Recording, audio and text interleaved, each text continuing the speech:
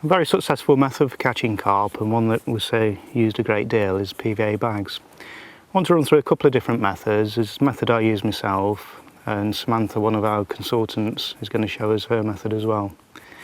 Start off on the tarp I like. I do like small PVA bags. I don't like the scenario where a carp is pecking away around the bait with the chance of a mouthful of line. I very much want most of the bait to go in first time. I'll show you the type of bag I've been using quite a bit this season, utilising maximum action pellets. Very, very quick dissolve pellet these are. What I do with these though, rather than use them in pellet form, once they're in the bag, I just pour a few in there and all over the table. Once I've got some into the bag, I then crush them up, turn them into a powder form. The situation you get from that, once you're presenting it on the bottom, rather than lots of pellets there for the fish to pluck away at, with it being down to powder, you just get a cloud effect, you get the soup effect. Lots of visual stimulation, but not a lot for the fish to eat. Once I've crushed a few pellets in there, normally take a couple of boilers as well.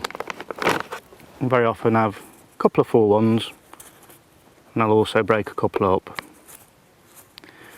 I prefer the 20mm boilers for breaking up rather than 15mm, because they're that little bit softer in the middle. It does release a little bit more attractants into the water. So a few little bits in there. I'll put a few more pellets over the top.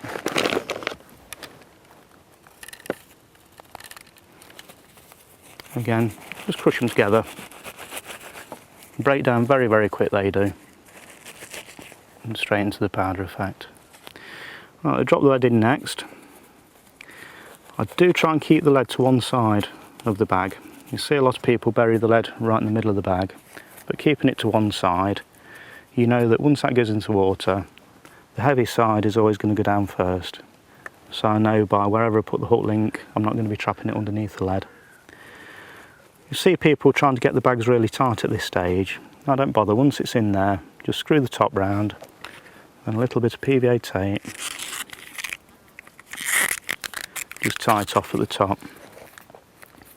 I do find the tape easier to use than the string, and it also is a little bit more multi-purpose for stringers and everything else. Just a quick double overhand knot on that, then trim the surplus bits away. Not essential to get rid of this, but just nice to get them a little bit neater.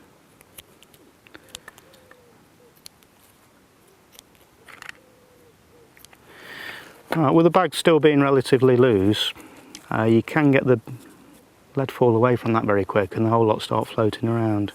To tighten it up and enable you to cast a little bit further, just compress the pellets a little bit more into the bag.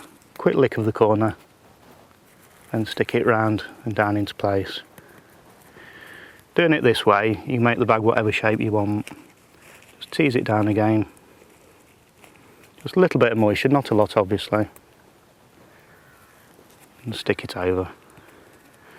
In deepish water, again you get the situation where the lead comes away before everything's hit the bottom. There's ways around that. You can double bag them, you can triple bag them, or another little trick I like to do. Oh, just stick the PVA tape on the side and bind it up. Just hold it together. You can make that as thick, as tight as you want. And again, to seal that, just moisten the end and stick it down. There's a finished PVA bag. When I come to use that on the rig, here's a rig already tied up, ready to accept it. Put the eye of the lead, which is protruding out the bag, onto the clip. Little safety rubber in place. And then using a baiting needle, I pass it through on top of the lead so that the line's never going to be trapped.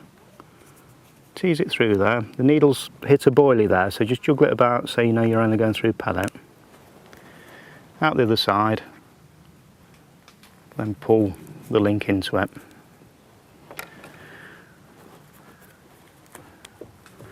Right, so there's the finished rig. Very quick and simple to set up, no chance of tangling, loads of attraction for the carp.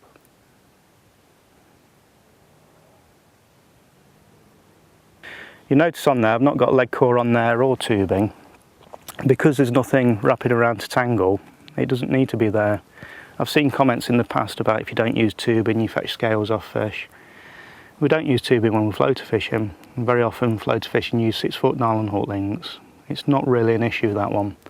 If I thought it was going to be causing damage, then I wouldn't be doing that. But doing it that way, no tubing, no leg core, it's very discreet on the bottom. A little bit of fluorocarbon there, just everything blends in nicely.